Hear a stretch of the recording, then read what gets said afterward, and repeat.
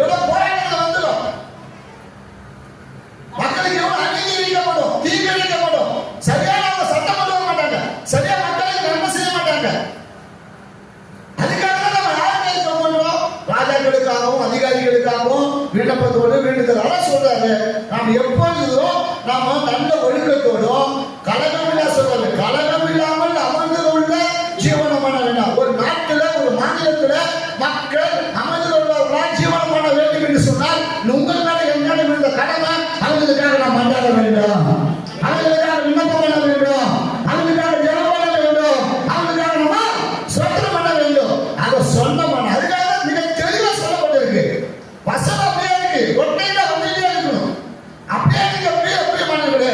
அது 13வது அதிகாரத்துக்கு போனீங்கன்னா அடுத்தது பாருங்க, இதெல்லாம் எவ்வளவோ நான் சொல்லிட்டு இருக்கிறேன், இது எவ்வளவு நான் சொல்றேன், எவ்வளவு காரியத்தை நான் பேசிட்டே இருக்கிறேன், எவ்வளவு காரியத்தை இதுக்காக கோபனுங்க அதுக்காக இந்த ஒரு மணி நேரம் ஜெபத்துல எவ்வளவு காரியத்தை நான் சொல்றேன். 3வது வசனம் சொல்லப்பட்டிருக்கு. இப்ப அதிகாரிகள் எதுக்கு இல்ல, நற்கிரியைகளுக்கு அல்ல, துர்க்கிரியைகளுக்கே பயங்கரமா இருக்கிறார்கள். நீ அதிகாரத்துக்கு பயப்படாது இருக்க வேண்டுமானால் நன்மை செய். அதான் சொல்றாரு, ஜெபம் பண்ணு. நன்மை என்ன? ஜெபம் பண்ணு. ஹல்லேலூயா. பண்ணு. ஏன்னா அந்த அதிகாரிகள் நமக்கு நன்மைக்காக அல்ல, தீமைக்காக தான் இருப்பாங்க. உனக்கு புகழ்ச்சி உண்டாக்கணும்னா நீ நன்மை செய், உட்கார்ந்து ஜெபம் பண்ணு, அவங்களுக்காக வேண்டுதல் பண்ணு, அவங்களுக்காக விண்ணப்பம் பண்ணு, அவங்களுக்காக ஸ்தோத்திரம் பண்ணு. ஹல்லேலூயா. ஏன்னா துர்க்கிரியைகளுக்கு அவங்க யாரா இருக்கிறாங்க, பயங்கரமா இருக்கிறாங்க அதிகாரிகள்.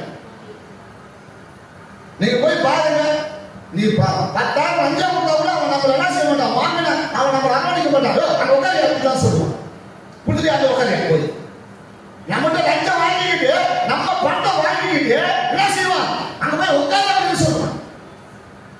அவன் யார்? அவன் அதிகாரி, மேலான அதிகாரத்தை மேலான அதிகாரிகள்.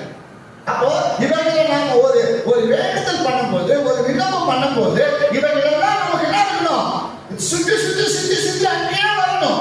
அது விட்டுட்டு நம்ம எங்கேயுமே என்ன செய்யக்கூடாது, ஓடக்கூடாது. ஜெபமே ஓடல. ஏன் ஓடல? அவன் என்ன சொல்றான்னு என்ன செய்ய, என்ன சொல்றான், என்ன விண்ணப்பம் சொல்றான்னு என்ன செய்ய கவனித்து கிடையாது. ஒருத்தவங்க விண்ணப்பம் கொடுத்தா அவர் மாதிரி எதுவும் பண்ணி கடைசி நேரத்தில் ஆண்டவரே அந்த குடும்பத்தை ஆசீர்வதி, இவர் ஏதோ பண்ணி விடுவார். ஒன்றும் தேவையில்லை. 4 வருஷம்